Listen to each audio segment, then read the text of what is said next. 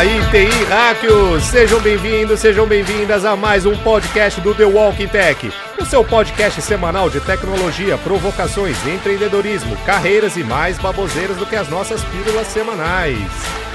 Oferecimento PMG Academy e iTrust. Este podcast é patrocinado pela BRQ Digital Solutions. Boa sexta-feira para todo mundo, chegou o dia de entrevista e o tema de hoje é: para empreender em TI, é preciso mais do que conhecimento em tecnologia. Isso não é uma pergunta, tá? É uma afirmação. E se você é desenvolvedor, se você é um analista ou trabalha aí na área de suporte técnico ou qualquer área de TI, saiba que esse tema serve muito para você. E sabe por quê? Porque assim, nossos entrevistados, eles não cansam de falar que empreender não é necessariamente montar uma empresa e correr mais riscos do que um empresário. Não, mas sim realmente empreender é ter iniciativas para resolver um problema ou alguma questão até dentro da empresa. E para você que trabalha na TI, então é só transcrever todas as dicas de hoje aqui para sua vida profissional, porque hoje é dia de aprender. Então, além do nosso entrevistado de hoje, eu conto sempre com a presença super agradável do nosso bom e velho, mais velho do que bom, nosso amigo parça Jimenez. Fala aí, G, como você tá? É nóis, mano. Tamo aí na área. E aí, beleza? Beleza. Cara, ontem, eu ia te falar, cara, ontem eu participei de uma confraternização num cliente meu e teve o show do Cambota, cara, sabe? Da Culpa do Cabral. Nossa, o comediante sensacional. Do Pedra Letícia e tal. Sim. Cara, e ele... Cara, muito engraçado, cara. E ele mandou, você que gosta de tocar aí, né? Ele tocou uma música do Chico Buarque, cara, nas versões, assim, de São Paulo, no Rio, Caramba 4. Cara, foi muito legal, cara. Olha... Ele é sensacional, ele é sensacional, cara. Pedra Dê muita Letícia, risada. Dê muita risada. Ele é fantástico, fantástico. Tamo nessa vibe hoje. Vamos chamar ele para ser entrevistado, bora lá. Cara, o entrevistado de hoje é engenheiro civil, é campineiro, né? Não de Camp, né? Mas é de Campinas. Ele é casado, tem 2 filhos, um de 17 e um de 11. Ele gosta de correr, jogar tênis, nadar, praticamente um esportista. E se dedicar a outras atividades físicas também e se manter em forma. Ele gosta de ler, principalmente daqueles livros que contam a história de empresa. Com vocês, o CEO da empresa Advisor, Alexandre Leite. Alexandre, seja bem-vindo aos estúdios do The Walking Tech. Tudo bom contigo, meu amigo? Tudo bem, pessoal. Obrigado pelo convite. Eu que agradeço, cara. Meu, já para começar, conta um pouquinho aí do seu histórico aí pro pessoal conhecer você, de onde você veio. Não, a gente sabe que você veio de Campinas, né? Mas como você chegou até a trabalhar com o que você trabalha hoje? Legal. Bom, eu sempre fui, desde moleque, eu gostei de desenvolver negócios, né? Então, em 2017... só estou fazendo aqui uma ordem cronológica aqui só para relembrar, tá bom? Eu tinha 17 anos, não era 2017. Em 1990, quando eu tinha 17 anos, eu abri a minha primeira empresa, que foi uma empresa, então teve aquela época do Collor, que vocês devem conhecer muito bem, ninguém aqui é mais novo do que eu, tá todo mundo na mesma idade. Eu não lembro. Todo mundo vivenciou o Collor, quando o Collor virou e falou: olha, pessoal, a partir de agora vocês têm dinheiro de hoje, talvez fosse 50 mil reais na conta, e acabou, encerrou tudo, né? E a partir daí não tinha recurso, porque meu pai falou: filho, eu não sei como é que a gente vai pagar a faculdade, eu não sei como é que vai ser, então montei a minha primeira empresa com 17 anos, que era uma empresa, como tinha sido muito difícil prestar vestibular, não é igual hoje, que você acessa a internet, faz a inscrição e acabou. Você tinha que fazer a fichinha, pegar a fichinha, levar na faculdade. Então nós montamos uma empresa que inscrevia o vestibulando de uma única vez em todas as universidades. Então o nosso slogan na época era: todas as suas inscrições de uma única vez. E aí a gente desenvolveu a empresa chamava JAL, Júlio, Alexandre e Luiz, e a empresa fazia inscrição de vestibulandos em faculdade. Como os meus amigos, eles não tinham tanto problema do Collor, porque não afetou tanto os negócios dele, quem acabou trabalhando na empresa, mas acabou sendo eu. Mas até hoje a gente é amigo, vamos estar juntos esse final de semana, Mas a empresa chamava JAL. E um monte de gente de turismo recebia a gente para participar porque pensava que era. Porque tinha uma empresa de avião que chamava Japan Airlines na época, né? Então o pessoal recebia a gente achando que era da Japan Airlines. Mas era um aplicativo? O que era? Não existia isso em 1990. Não tinha. Nem internet tinha, né, cara? Era ficha, mas eu posso falar uma coisa, você sabe como a Netflix começou, né? Alugando filme, né?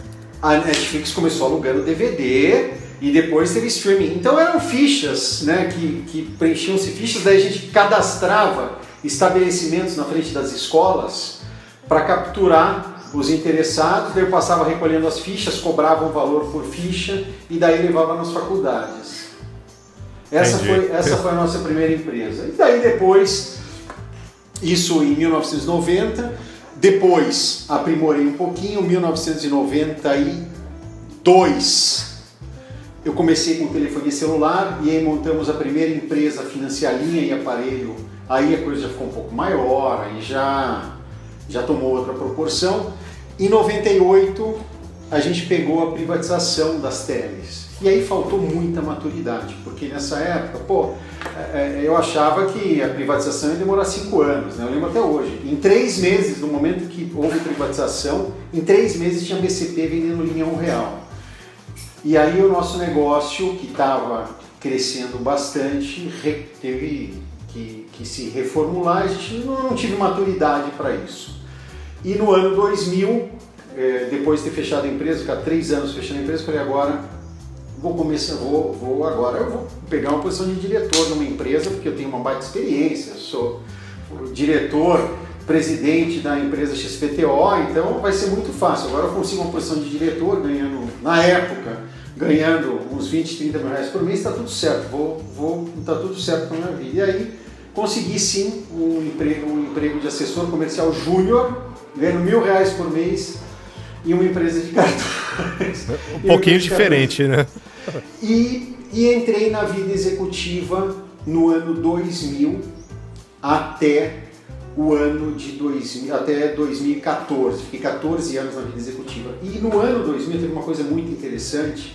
A gente montou um projeto exatamente igual ao projeto da XP. Porque muita gente fala, a empresa é unicórnio, é isso, é aquilo outro. Mas todo mundo esquece que a XP começou em 2000, numa mudança de regulatório, quando ninguém poderia... A empresa não podia, na época, você não podia, como pessoa física, recomendar ninguém a aplicar num fundo de investimento. Você era preso se isso acontecesse, porque você estava fazendo papel de banco.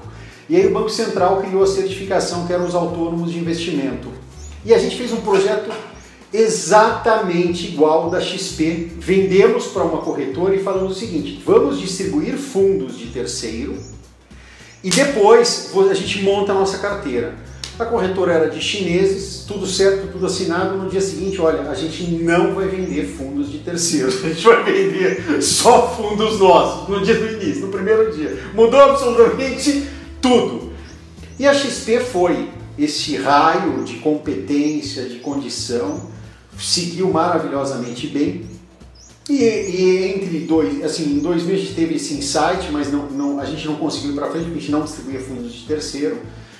E aí eu acabei indo para a vida executiva, não executiva, de vendedor, no ano 2002.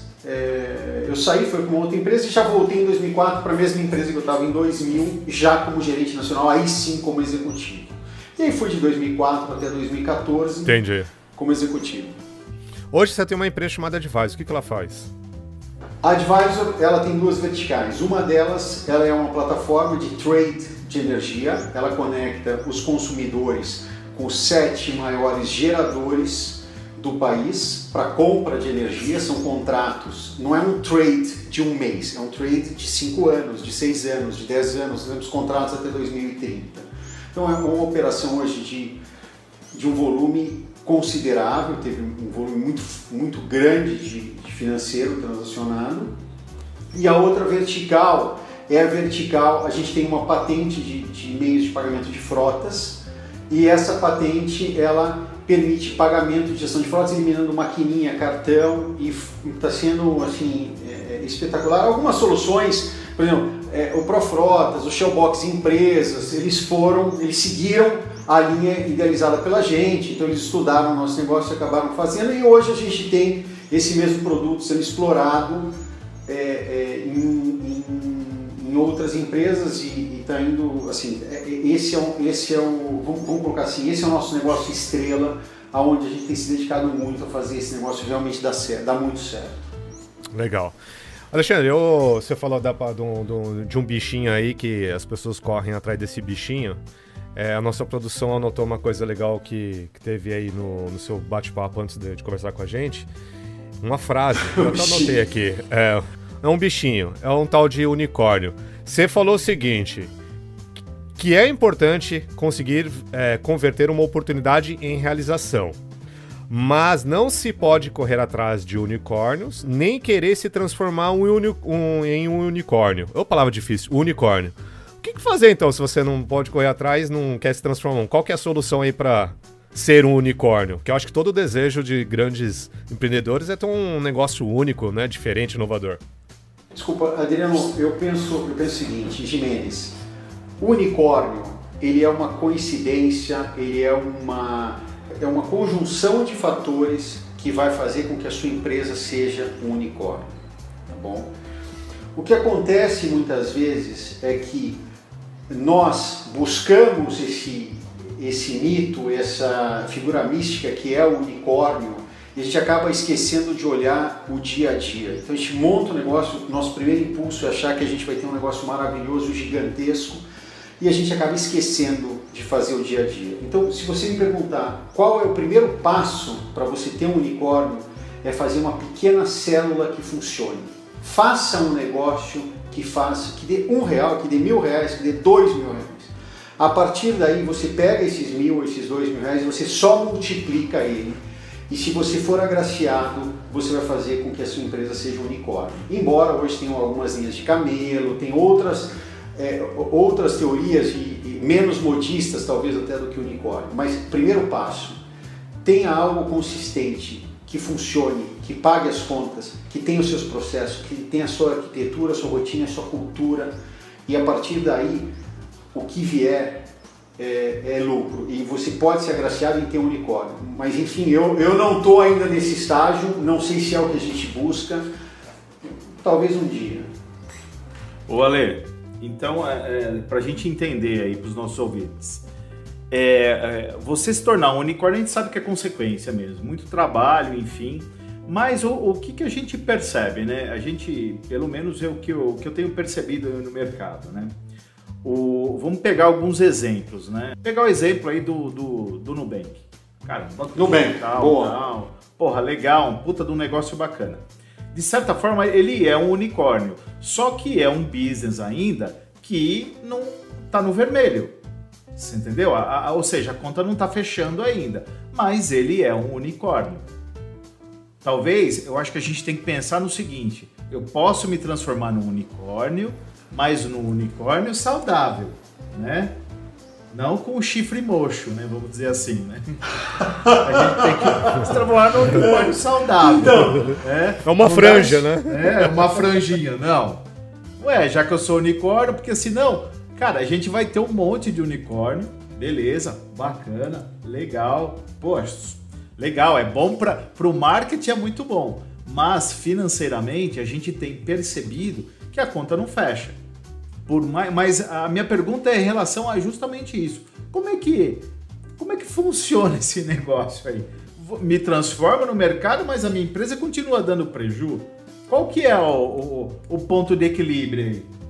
Gimenez, tem algumas frases que são muito antigas, mas que são muito interessantes, né? Tem uma que fala o seguinte, parou, cai da bicicleta, né? Então, eu acho que a gente tem que escolher qual tipo de negócio que a gente quer montar. A diferença entre unicórnio, e vamos falar de unicórnio saudável, que todo mundo chamou hoje dos camelos, a diferença principal é que o unicórnio ele vai trabalhar em cima de uma estratégia de alavancagem, tá bom? Quando essa estrutura ela funciona muito bem, então vamos pegar Stone. A Stone nasceu de dentro do BTG. Perfeito, ótimo exemplo. Vamos pegar um outro exemplo, a Multiplus, unicórnio, nasceu de dentro da Latam. PagSeguro nasceu de dentro do UOL. Então, o ponto principal é, essas empresas, a própria XP, ela era um camelo, ela não é um unicórnio. Depois ela atingiu um bi, mas ela primeiro foi um camelo, primeiro ela foi uma empresa que precisou pagar as contas. Para você ter uma ideia, a receita de uma XP, para cada 100 mil reais aplicado, ela ganhava R$1.000 no ano. Para cada 100 mil reais, ela ganhava R$80 por mês. Então imagina quanto ela precisou aplicar para pagar as contas e chegar a ser uma estrutura rentável. Então, o ponto é o seguinte, quando a gente fala em uma estrutura de alavancagem de capital com fácil acesso, a própria GetNet, que eu participei de um processo que era diretor-geral de uma outra divisão do grupo. A GetNet foi uma empresa que tinha muito investimento, mas ela estava diretamente relacionada a um grupo que já, quando montou, já tinha o capital para investir. É muito diferente, tá bom?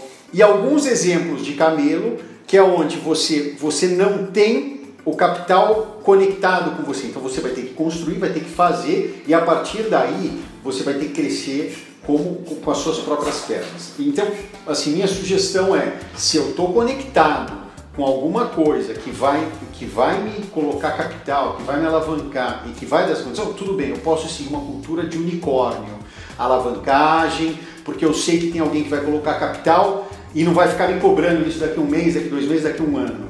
Né? Vai colocar capital. Agora, se eu tenho uma estrutura onde eu não tenho capital conectado, e eu for vender ou for atrás de capital, pode acontecer duas coisas. Uma delas é eu me endividar e ter que entregar a empresa por nada. E a outra possibilidade é eu realmente não conseguir ter uma empresa saudável e ter que fechar a empresa porque eu não consigo.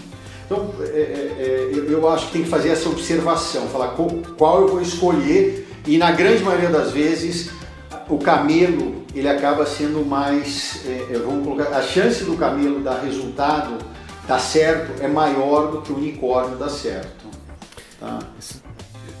Sabe o que eu pensei aqui? Muitas vezes eu acho que o empresário, ele acha que ele tem, ou ele está em vias de ser um unicórnio, mas ninguém acha isso, muito menos o investidor, né? Então, assim, aí ele vai ficar no vermelho e vai quebrar o com rápido. Porque muitas vezes eu vejo alguns empresários falando assim, eu tenho um unicórnio. O cara não sabe fazer nem um pitch de vendas disso aí pro investidor, né? Não digo nem um pitch, mas até faz. Mas as empresas falam assim, isso não é um unicórnio. Isso não serve pra nada, isso não resolve um problema, nada. Então, diante desse pensamento idiota que eu tive, minha pergunta pra você ali é o seguinte... Você tá vendo muito empresário correndo atrás dos palavra chata, dos unicórnios, do camelo com chifre, vai. Adriano, eu vejo o seguinte, o empresário, ele já passou dessa fase. O empresário, ele já se situou, já teve uma dificuldade, já teve pelo menos 3 ou 4 dificuldades na construção de um negócio. Então, o empresário, ele já chega à conclusão que o primeiro insight, eu vou colocar muito capital dentro da empresa e vou crescer muito rápido. O segundo insight, que vem em seguida, peraí, se eu aguentar um pouco mais, eu posso ter 100% de pouco, mas vai ser 100% o meu. Então, eu vejo que o empresário, ele não corre atrás de unicórnio, salvo os empresários extremamente capitalizados que querem realmente aplicar e investir, aí é um outro ponto. Quem hoje busca, na minha visão, assim, eu não posso não estar certo, mas o que eu noto é que quem busca se transformar no unicórnio são os criativos jovens que vão dedicar o tempo, ao invés deles, porque tem um ponto muito básico, né, Adriano e Jimenez. O que eu preciso fazer se eu quero me tornar um unicórnio? Eu preciso de capital intensivo, eu preciso ir atrás de capital. Eu consigo ir atrás de capital e cuidar do meu negócio? Eu acho difícil. Tá? Então, o que eu vejo são muitos novos empreendedores, não o empreendedor já, o empresário, mas novos empreendedores procurando fazer um negócio e tentar colocar um pitch de vendas. Daí ele gasta tempo tentando vender, tentando captar recurso e deixa de investir tempo em construir o negócio dele.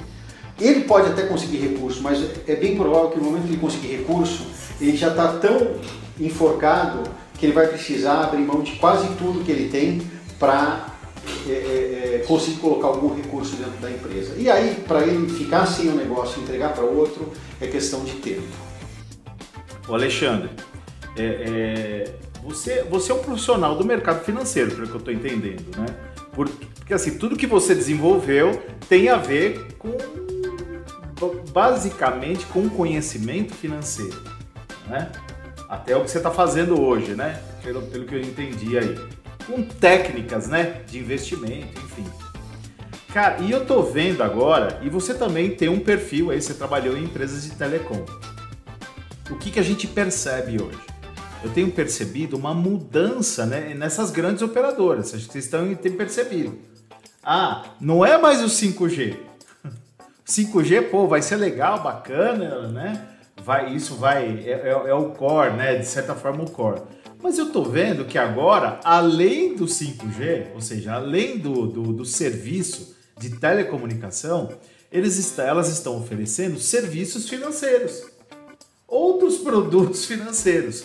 Cara, isso é uma tendência mundial, né? Ou não? Ou isso isso acontece aqui no nosso mundinho mesmo?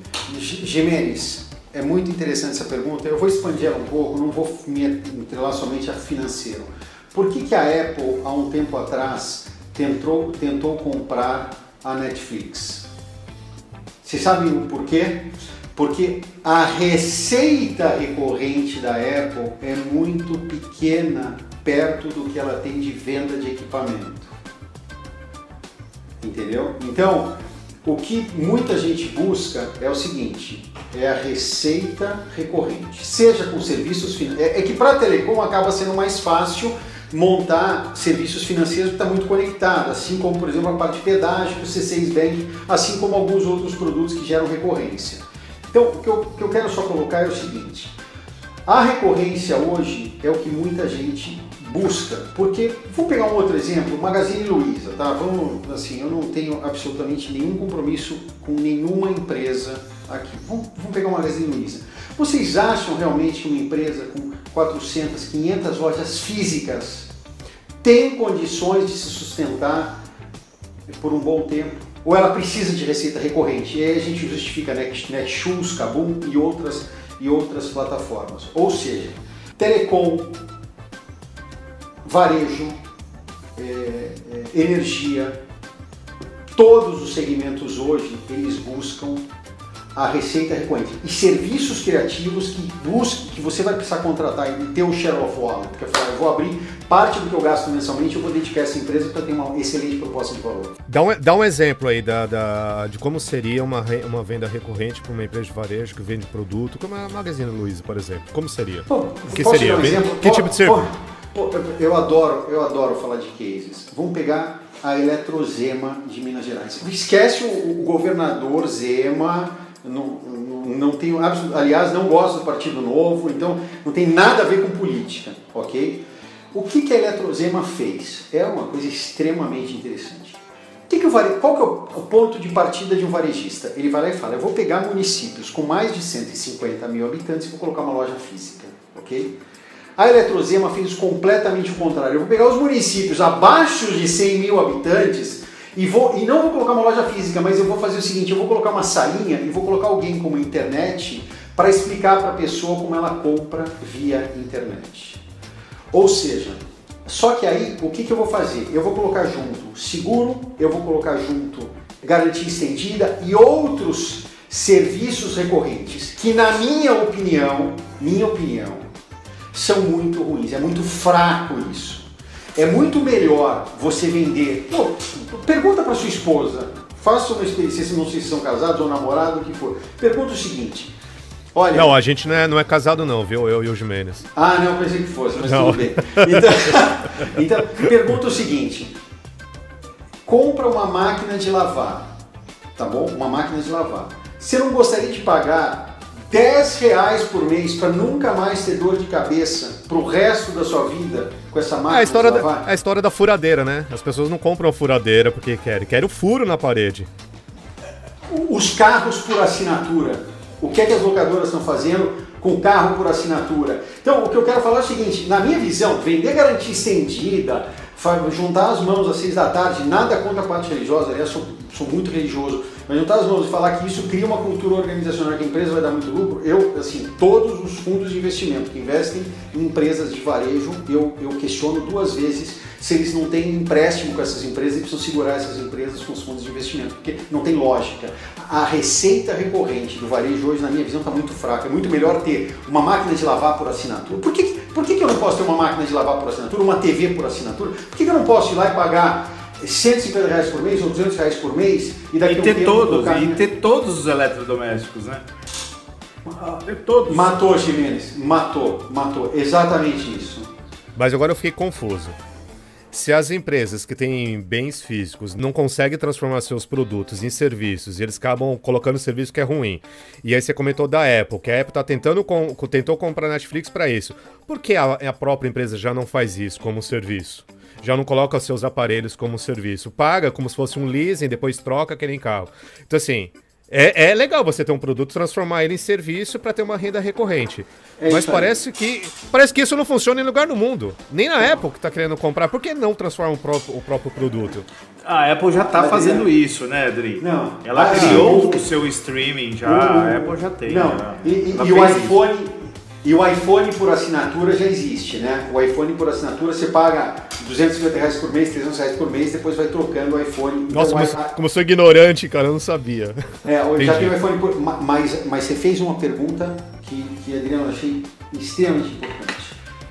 Ninguém está aqui, eu não estou aqui, pelo amor de Deus, para querer falar, olha, o mundo tem que fazer isso. O que eu estou querendo só fazer uma reflexão é o seguinte. Por que a Kodak... E eu adoro explorar todos os estudos de caso, porque sempre a gente acha... Por que a Kodak não foi para a máquina digital antes de todos, sendo que ela tinha a máquina digital lá dentro? A Kodak tinha um Instagram lá dentro, porque a hora que chegaram e falaram vamos fazer máquina digital, os diretores falaram, mas a gente ganha com filme. Por que eu vou vender máquina digital se eu preciso ter filme? Se eu vender máquina digital, acaba o meu filme. Então, acabou. Então, o que eu quero falar é o seguinte... por que motivo, na minha visão, eles não vão para assinatura? Porque eles vendem bens. Ou seja, se no momento que for para assinatura, quem vai ganhar é a Electrolux, são outros, que é a própria Volkswagen agora, concorrendo com as locadoras, colocou o carro por assinatura e criou uma empresa própria para isso. Eu tô na fila porque eu vou alugar o Volkswagen agora. Tô na fila, eu não tenho carro, eu vou alugar, eu falei pro Adriano. Então, o que eu estou querendo colocar é o seguinte, Adriano, na minha visão, o modelo varejo, loja física, ficar comprando toda vez um bem de serviço, isso hoje não é sustentável. Além de não ser sustentável, o que você vai fazer? Você vai ficar com essa televisão, vai dar para alguém, quando na verdade alguém poderia pegar, refazer as peças, reciclar, e já te entregar uma nova, num novo formato, muito mais sustentável, com uma receita recorrente para quem está comprando, com o consumidor fazendo e não colocando dinheiro dentro de financiamento para comprar uma TV. Enfim, é só uma provocação e que se carro fez, como é que não consegue fazer com televisão ou máquina de lavar, pô? Ale, você provocou, eu vou provocar também. Você falou da Magazine Luiza, eu acho que essa porra não vai acontecer nunca. Visto o motivo que a Magazine, a tia Magalu, né, a dona Tranjano, ela tá comprando empresas digitais que dão uma renda recorrente. Que creio eu, uma empresa como que vende de produto mesmo. Cara, se é difícil lá fora, imagina aqui dentro que não tem cultura. É o sonho de todo mundo, todo empresário, não tenha dúvida, ter uma renda recorrente. Mas, cara, se você não tem produto digital, não consegue transformar o teu produto num serviço, então, assim, é meio ilusório achar que, assim... Porque a gente não tá vendo isso acontecendo, não é a opinião do tio Adriano, mas a gente não vê isso acontecendo, mas, né? Adriano... Eu queria fazer um contraponto também, Adri. E utilizando um exemplo. Vocês lembram quando a Apple lançou o iPod, né? Beleza? O iPod era legal, não era legal? Mas quando ela lançou o iPhone, o que aconteceu com o iPod? Acabou. Máquina fotográfica. Acabou. Máquina fotográfica digital. Não, mas o exemplo clássico, tudo bem, da máquina é bacana, mas o exemplo clássico é isso. A Apple teve coragem, o que eu quero dizer, Ale, é o seguinte, que eles tiveram coragem de matar o iPod, sacrificar o iPod. Sacrificar. Por quê? Por algo muito maior, que era o iPhone. Ou seja, o cara colocou parte daquela tecnologia de música dentro do iPhone. E criou outras coisas. Tanto é que o podcast nasceu por causa disso, por causa do iPod. Né? Esse modelo que a gente faz hoje nasceu por causa disso. Por causa daquela tecnologia. Só que essa tecnologia ela evoluiu. Porque essa tecnologia estava num device. Né? Você é de telecom, você sabe. Antes a gente tinha um appliance, né? Para fazer gerenciamento de banda. Hoje precisa de um appliance? Olha, não precisa mais. Adriano, eu gostei, eu queria voltar um pouco na sua provocação e depois a gente fala um pouco do Jimenez.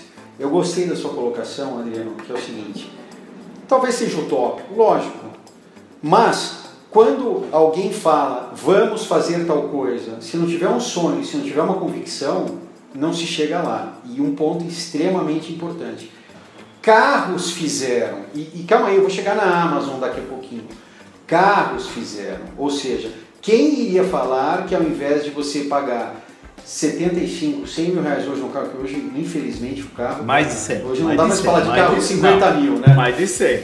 Então, quem iria falar que você poderia comprar um carro por assinatura? Então, o primeiro ponto é, alguém falou, eu vou seguir por essa linha. Então, esse é um ponto. E um ponto importante que a gente tem que colocar é que não dá para a gente comparar a horizontalidade de uma Amazon com a horizontalidade de um Magazine Luiza. O que eu quero dizer é o seguinte, todos os produtos que tem no Magazine Luiza estão dentro da Amazon, mas certamente muitos dos produtos que estão na Amazon não estão no Magazine Luiza. Então, só para colocar o seguinte, tudo bem, a gente pode não estar entrando hoje nesse segmento, mas eu tenho a opção sim de ter um marketplace diverso com milhares de itens, que na minha visão não é o que é compatível com o Magazine Luiza, que é uma loja de varejo. Ou seja, pergunta, por favor, faça essa experiência, pergunta para sua esposa se ao invés dela gastar R$2.000 numa máquina de lavar roupa, se ela gastaria R$150 e nunca mais se preocupasse com máquina de lavar roupa, se ela gosta. Faz essa pergunta e daí depois vocês me respondam. Eu não acredito que a resposta seja vou gastar R$2.000 numa máquina. Até porque eu, como marido, se a minha esposa falasse, olha, ao invés de gastar e daqui 3, 4 anos ter que trocar, porque cada vez mais a obsolescência planejada tem tomado, né, as máquinas duravam 10 anos, tinha gente, na época meu avô pintava a geladeira e pintava a máquina de lavar, tinha pintor de máquina, quer dizer, durava 10 anos, mandava lá, pintava, durava mais 10. Hoje duram 3 anos uma máquina de lavar roupa, 3 anos, enfim. E eu acho uma questão de geração também, né? Tem essa nova geração, ela prefere ser do que ter, né? A gente que é mais velho, a gente quer ter um terreno, quer ter uma casa, quer ter um apartamento, quer ter as coisas pra se sentir seguro. Eu vejo a molecada realmente não quer pagar assinatura mesmo. Eu assim... Quer viver a experiência, né? Puta, exatamente, viver a experiência. O iPhone fez, os carros fizeram, agora por que não tem uma máquina de lavar, porque não tem televisão, sinceramente a gente tem que perguntar para si. Mas eu acredito que em breve terá, o Alexandre. Eu acho que isso é o que o Adriano estava dizendo. Eu acho que é uma questão de cultura, é cultural. Eu acho que isso tende a evoluir. Eu acho que daqui a um tempo isso vai ocorrer sim. Por causa até da nova geração. Eu acho que isso tem uma curva aí de aprendizado. E voltando no seu contraponto, que foi colocado há um tempo atrás, extremamente importante. As tecnologias que surgirão, é muito difícil para a gente falar, vai acontecer isso. Quando a gente criou a patente de aplicativo por celular em 2015, final de 2015, ninguém falava os pagamentos serão por celular. Não estou falando NFC, mas e o ponto é aquilo que o americano fala, que não é o shoot the duck, que é acerta aonde está o pato, quer dizer, para onde está indo, não onde ele está. Então o ponto é o seguinte, pode ser que nunca tenha máquina de lavar, concordo, mas para eu conseguir me diferenciar, eu tenho que pensar em algum serviço. Se vai dar certo ou se não vai, talvez de 10 um dê certo, mas eu preciso pensar em como me diferenciar, porque senão, se eu for querer esperar primeiro uma tese estar comprovada para depois tentar inovar, é bem provável que eu sempre seja o último.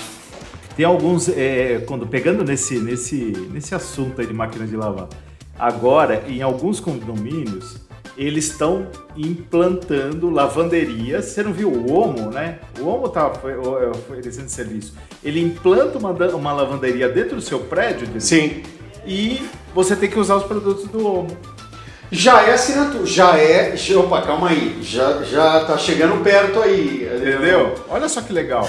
Então você não vai precisar, tudo bem, mas eu não gosto de lavar minha roupa, eu vou levar lá, porque o brasileiro tem essa, né? Ele não quer dividir a mesa com outra pessoa que você não conhece, né? Tem umas coisas assim. Por isso que eu te falei, eu acho que isso envolve uma mudança de cultura, né? Porque a gente é meio esquisito, né? O brasileiro é meio esquisito, né?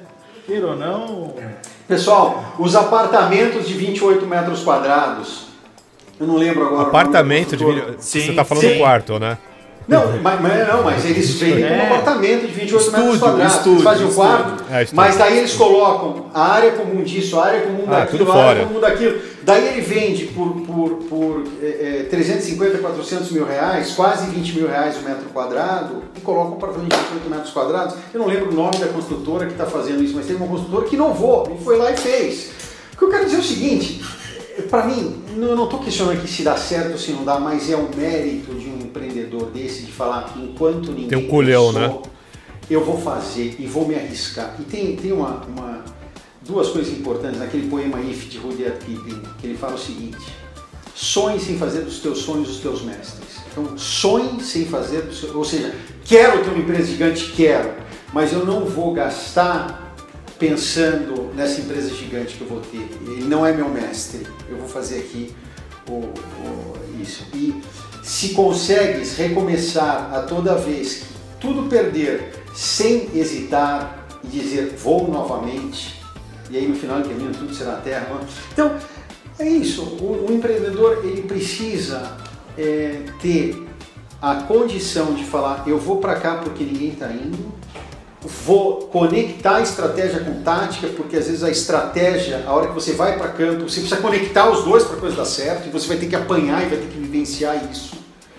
E o terceiro ponto é não ter medo. Se tiver uma ideia que resolve algum problema, que foi um dos pontos que você falou, o pessoal não traz coisa que resolve o problema, né? Se você tem alguma coisa que resolve o problema e tem uma forma de montar um modelo de receita, vai em frente, não acredita, luta e não desiste por um bom tempo. Aí a gente está falando da forma de entrega, do tipo de business, não do produto em si, né? Porque acho que tem uma confusão aí, né? Por exemplo, eu tenho uma empresa de treinamento, vou colocar um modelo de plano de assinatura, é um negócio que é foda, que ninguém faz. Não, todo mundo faz. Só que a forma de entrega mudou e dá aquela impressão que é um produto inovador. Produto inovador, desde quando existe educação no mundo.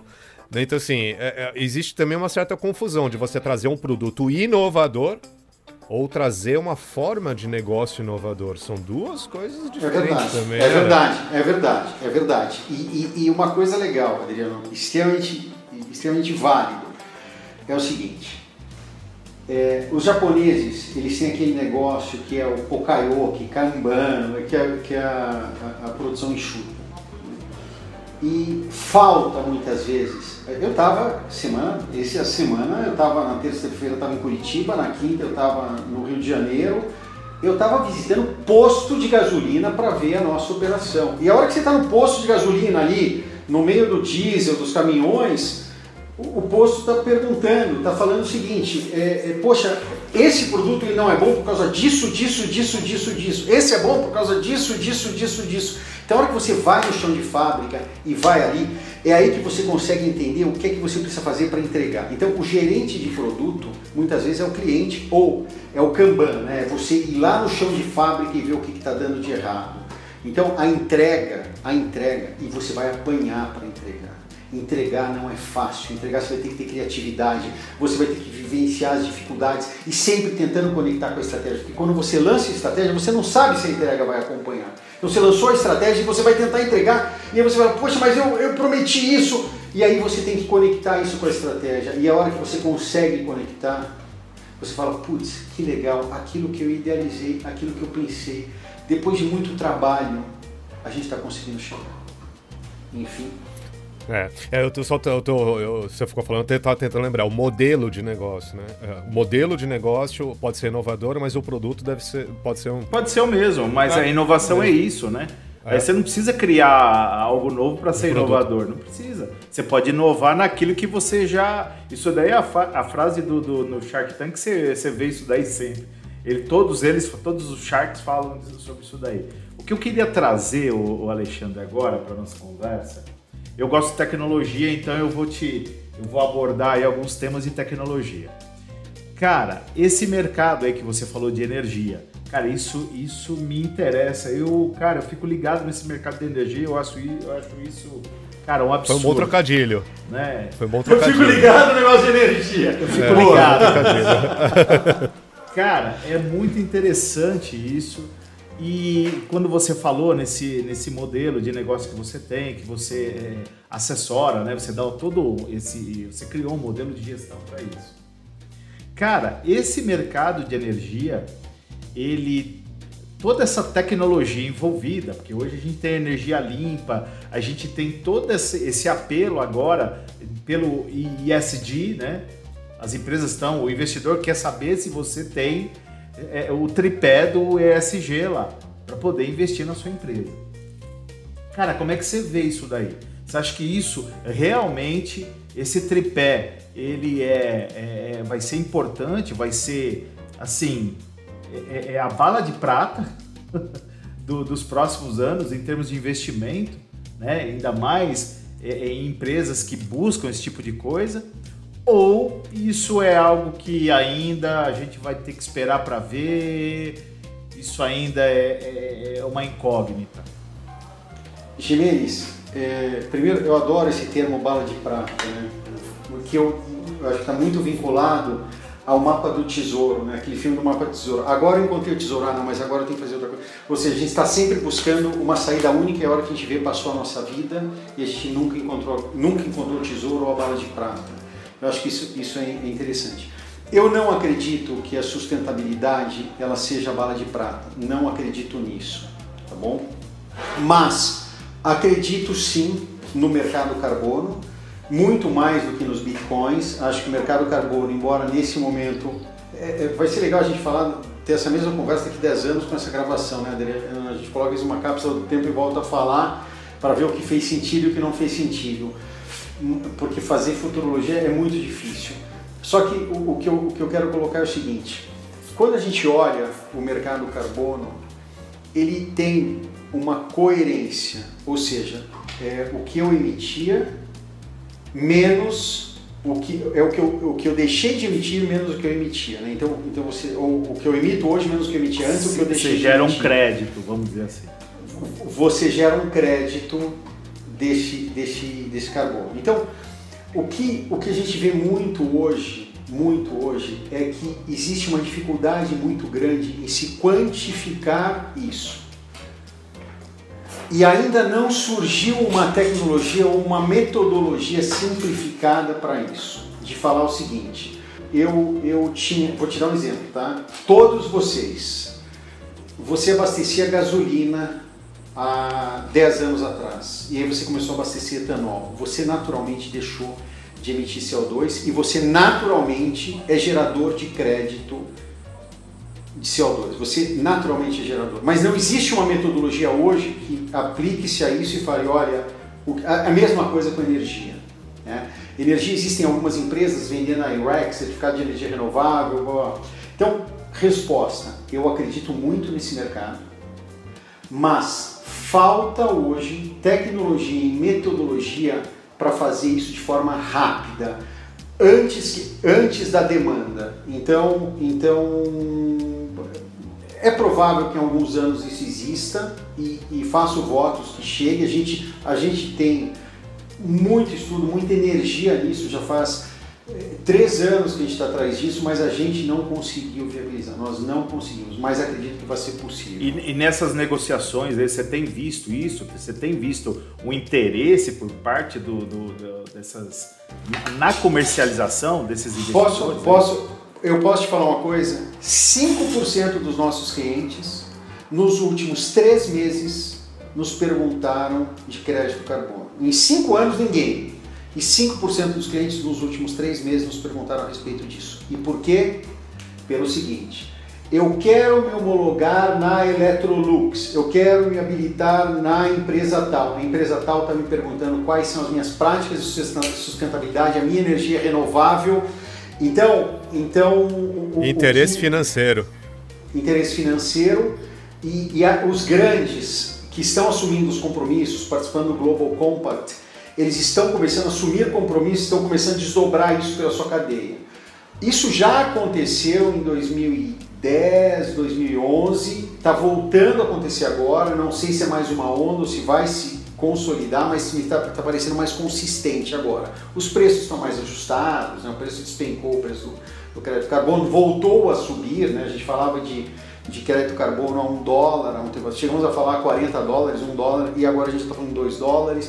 Então é possível que esse mercado ele volte com um pouco mais de força, de forma mais consistente nos próximos anos. Eu não gosto de fazer futurologia, mas eu acredito que sim. Essa é a minha visão. Tá, legal. Legal. Ô, Ale, eu sou normalmente a pessoa que dá a notícia ruim. Bosta, tem que trocar isso com o Jimenez. Esse negócio de ficar sempre comigo. Você é o host. A gente tá limpando o boteco aqui, a cerveja tá acabando, a gente tá limpando a mesa. Eu vou ter uma pergunta final, antes de despedir de vocês, mas só quero falar uma coisa. O Jimenez já falou muito de cultura, você também falou muito de cultura, e eu vi que você acabou estudando muito em universidades estrangeiras, até de renome, né? Como o tal de Harvard, Stanford, né?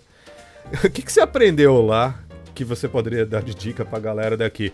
Ou é um mundo completamente à parte? Não, eu aproveitei lá, mas não... Adriano, eu resumo de 2 formas muito objetivas. É muito estudo de caso. É muito estudo de caso. São incessantes estudos de caso. Então, por exemplo, quando eu ia para Stanford, eu ia antes para São Francisco, ficava mais ou menos 10 dias antes de ir para Stanford, porque eles me davam um calhamaço, eu ficava dentro do hotel estudando e devorando todos os estudos de caso do mundo todo. E depois, a hora que você vai para a faculdade, o professor só fica perguntando o que você leu e fica discutindo. Então, o bom do estudo de caso, e você vê aqui nessa nossa conversa quantas coisas, vamos olhar a Magazine Luiza, mas a gente pode comparar com a Kodak, a gente pode comparar com o Zema, a gente pode comparar com o GetNet, a gente pode comparar... Então, se você me perguntar o que eu aprendi estudo de caso, esse é um ponto. E um ponto interessantíssimo, né? Um dos meus professores, ele deu aula para o Mark Zuckerberg na sala de Stanford, e é um professor fantástico, uma Bill Barnett. E eles estavam fazendo estudo de caso do Facebook. E se vocês olharem na curva do Facebook, o Facebook em um determinado momento ele ia naufragar, ele não iria expandir, porque ele é uma coisa meio piramidal, mais pessoas precisam entrar, o Facebook continuar. E aí tinha um cara chamado Javier Olivares, e o Javier falou: Mark Zuckerberg, eu resolvo o seu problema, eu tenho um algoritmo para pegar e fazer o Facebook falar em outras línguas de forma muito rápida. E aí, não sei se vocês se recordam, o Facebook foi para o mundo todo, foi traduzido para o mandarim em 3 dias, então o sistema fez parte, colocaram voluntários e fez o resto. Então, 2 coisas, muito estudo de caso e soluções. E o que é legal das soluções é que você vai buscar numa situação de internacionalização que não tem nada a ver com o Facebook, uma solução para um problema que o Facebook vivenciou. Então a gente vai buscar na Kodak a solução para um problema da minha empresa, ou isso ou aquilo. É isso que se aprende. E além de trocas de culturas, pessoas, professores, enfim. Olha, só para a gente finalizar então, eu fiz um resumo aqui. Então, você com 17 anos, você abriu a primeira empresa, começou a empreender. Após 3 anos entrou no negócio de telefonia celular, aí depois acabou pegando carona aí na privatização das teles e de certa forma veio acumulando fracassos aí na sua jornada. E aí você recomeçou a vida como funcionário júnior de uma empresa, e daí foi fazendo carreira, inclusive na área de tecnologia de telecom. Bom, anos depois, a veia empreendedora aí, pelo visto, voltou a pulsar em você, você pediu demissão e voltou a empreender. Fiz o resumo aqui, e pelo seu histórico, eu vi que você já tentou empreender algumas vezes, e do aspecto de aprendizado, né, você acabou fazendo algumas adubadas, algumas besteiras na tua vida. Qual é aquela... Você fez muita besteira. Para poder crescer, a gente tem que errar muito, né? As cagadas que a gente faz. O que você aprendeu no passado que o Alexandre de hoje faria diferente? O Paulo Guedes, em uma entrevista, independente que se gosta ou não gosta do Paulo Guedes, ele falou uma coisa muito interessante. Ele falou o seguinte, que quando ele recebeu a primeira vez o convite para ir para o governo, na época me parece que foi um convite para o Banco Central, quem o convidou falou o seguinte, Paulo Guedes, faz uma coisa, trabalha 1/3 da sua vida, estuda 1/3 da sua vida, trabalha para alguém 1/3 da sua vida e depois você pega o que você aprendeu e aplica em 1/3 da sua vida. É evidente que não é bem isso, o presidente lá do Alibaba, o presidente do Alibaba fez uma outra colocação também, mas o que eu falo é o seguinte, o que faltou para mim foi formação e aprendizado. E o que foi mais legal de tudo isso é que eu tive a oportunidade de trabalhar com o senhor Ernesto Corrêa, que foi o fundador da GetNet, com o senhor Guilherme Stumpf, com alguns outros líderes, e trabalhei diretamente com eles. E a formação e o preparo, e você ter um preparo para você empreender, ele te evita fazer besteiras enquanto você está empreendendo. Então, assim, o que eu falaria é o seguinte, eu acho que é legal empreender, eu acho que é legal ter a parte acadêmica, mas você precisa estar perto de pessoas que vão te provocar. Foi fundada a GetNet para brigar com Rede e com Visanet na época, né? Lembra? Redcard e Visanet que viraram Rede e Cielo. Uhum. E sem medo, sem nenhum paradigma, a gente está fazendo um negócio grande para brigar com isso ou com aquilo, sem medo, sem pensar pequeno. Então, eu acho que ter a formação e não ter muitos paradigmas são fatores fundamentais que me evitaram errar mais quando eu voltei para empreender. Show de bola, show de bola. Cara, queria agradecer demais o teu tempo, foi show de bola aí, dá para aprender bastante coisa com o bate-papo. Se as pessoas quiserem te encontrar, Alexandre, como que a gente faz? LinkedIn Alexandre Leite Advisor. Show de bola. Bom, queria agradecer então demais aí a presença do nosso convidado especial. Não esqueçam de curtir os vídeos, o podcast completo da entrevista nas redes sociais, no YouTube, no Instagram e também no próprio site do The Walking Tech. Lembre-se, toda sexta-feira tem episódio novo, tem entrevista nova. E se você acha que essa entrevista foi show de bola, divulgue aí e compartilhe com seus amiguinhos. Obrigado por nos ouvir até aqui. Meu nome é Adriano Martins. Eu sou o Luiz Gimenez. Até o próximo episódio do podcast semanal do The Walking Tech, patrocinado pela PMG Academy. Falou, TI Hackers!